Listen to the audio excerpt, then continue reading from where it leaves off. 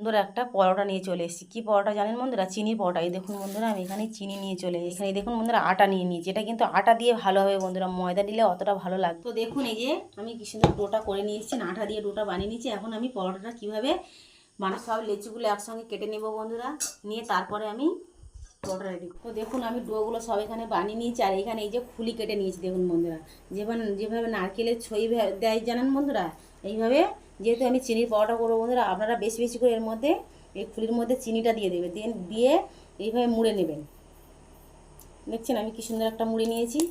নেওয়ার পরে এভাবে একটু যেরকমভাবে একটা ডো বানানো থাকে সেইভাবে বানিয়ে নেবে। আমি প্রত্যেকটা এইভাবে ডো বানিয়ে নেব। আর দেখুন, আমি এইভাবে পরোটাটা আমি দু পিঠ একটু এইভাবে আটা দিয়ে এভাবে করে নেবে, নিয়ে পরোটাটা আমি বেলে নেব। আপনারা গোল করে পরোটা করতে পারেন, তিনকোনাভাবেও পরোটাটা করতে পারেন বন্ধুরা।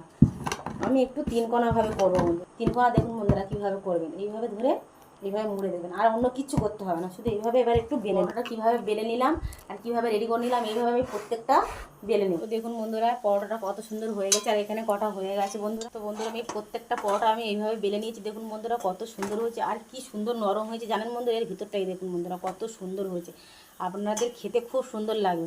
এই পরোটাটা আপনারা যে কোনো উপবাসের দিনও করতে পারেন, বা বাচ্চা কাচ্চার স্কুলের টিফিনেতেও দিতে পারেন। দেখবেন খেতে খুব ভালো লাগবে।